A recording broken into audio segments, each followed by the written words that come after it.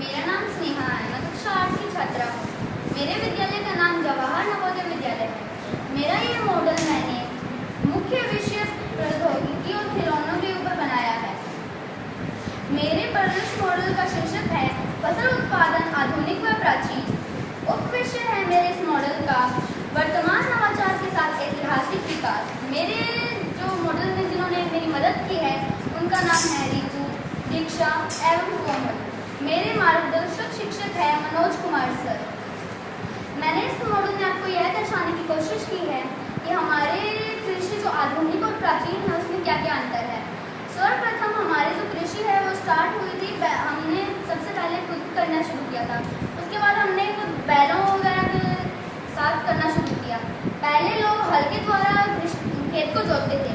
धीरे धीरे हमने अपने विज्ञान के तहत कल्टीवेटर जैसे उपचारों का लाना शुरू किया जिससे हमारी कृषि में हमारी मदद हुई।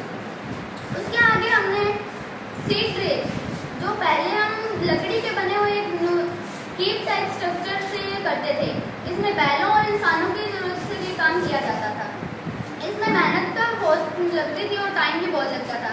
विज्ञान की मदद से हमने आज एक सीड ड्रिल बनाया है और ट्रैक्टर, जिसकी मदद से हम जल्दी से जल्दी इस कार्य को पूरा कर सकते हैं। यह कार्य हमारे कम समय में और बहुत ही अच्छे तरीके से हो सकता है। अब बारी आती है हमारे मुख्य कार्य सिंचाई। सिंचाई करना एक बहुत ही मुख्य कार्य होता है पौधों के लिए। हर एक सजीव को पानी की बहुत ज़रूरत होती है। सबसे पहले हम पानी के लिए रहट का इस्तेमाल किए थे। रहट जिसमें एक जानवर इस रहट को घुमाता है और ये पानी निकलता है जिससे ये पौधों को डालता था। इसमें हमारा पानी भी बहुत ज़्यादा लगता था। ऐसे स्थान जहाँ पे पानी की कमी थी वहाँ पे इस काम को करने के लिए बहुत रिस्क था। तो धीरे धीरे साइंस की मदद से हमने ड्रिप सिस्टम का भी इनोवेशन किया। इससे जहाँ पे कम पानी होता है वहाँ पे हम इन ड्रिप सिस्टम की मदद से फसलों को उगा सकते हैं। और जो हमारा ये पानी को चलाने का सिस्टम है एक मोटर के थ्रू हुआ है, जिसको हम एक विंड मिल से कर सकते हैं कनेक्ट। ये भी हमारे साइंस की देन है। आगे आता है फसल को काटना, हार्वेस्टिंग ऑफ क्रॉप्स। यह पहले इंसान खुद करता था।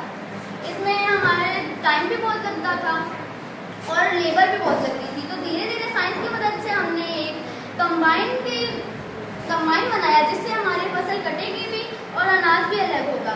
पहले लोग अनाज अलग हुए और अनाज को तिनके अलग करने के लिए खुद औरतें और आदमी मेहनत करते थे।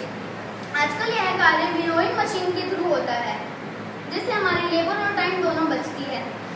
पहले अनाज को स्टोर करने के लिए स्टोरेज बोरों में डाल के रखते थे, इसमें नीम के पत्ते डाल के इसको सुरक्षित रख दिया जाता था कीट वगैरह से। आजकल इनको बड़े ग्रेन रखने के लिए बड़े स्टोरेज बनाए गए हैं।